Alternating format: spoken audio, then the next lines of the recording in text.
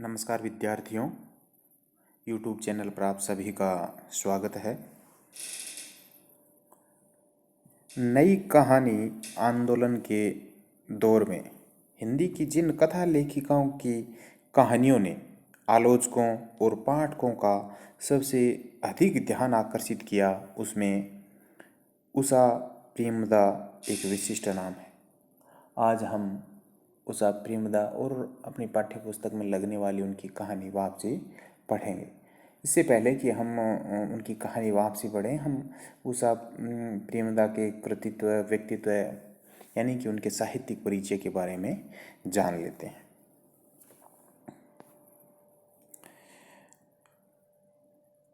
नई कहानी का जो आंदोलन है, नई कहानी आंदोलन के दौर में हिंदी की जिन कथा लेखिकाओं की कहानियों ने आलोचकों को और पाठकों को अपनी ओर सबसे अधिक आकर्षित किया, उसमें उषा जी का नाम ये विशिष्ट है।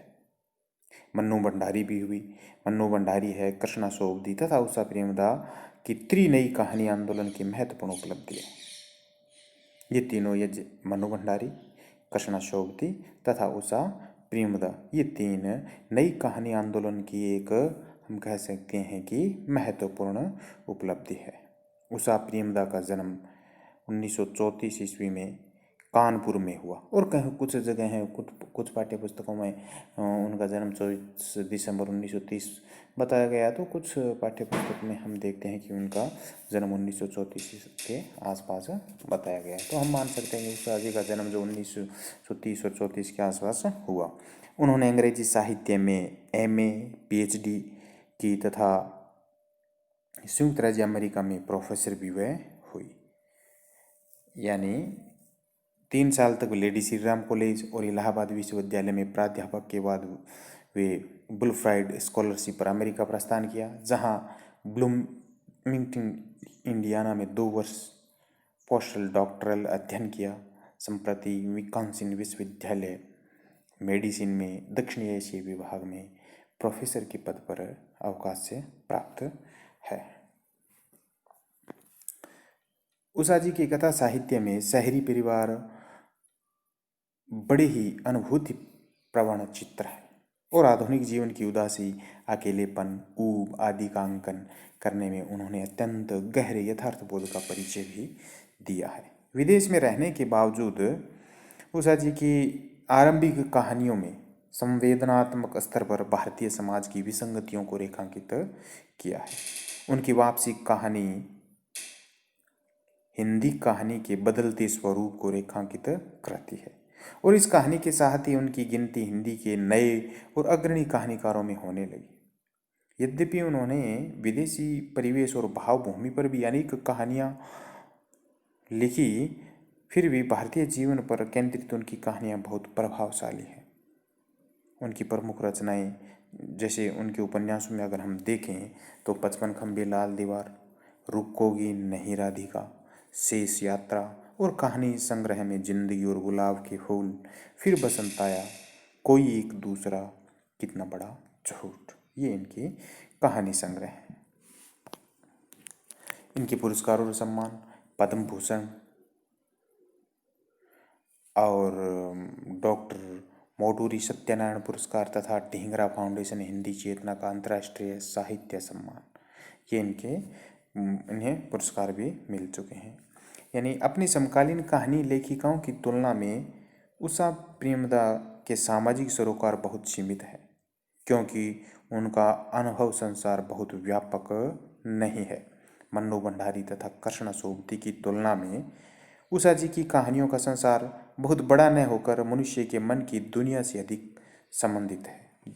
यानी हम कह सकते हैं कि उषा जी की जो कहानियाँ हैं, उन कहानियों का जो अनुभव है या वो सामाजिक सरोकार उनका बहुत सीमित कह सकते हैं। यानी उषा जी की कहानियों का सामाजिक सरोकार उतना नहीं है जितना कृष्णा सोबती का, मनु भंडारी का है।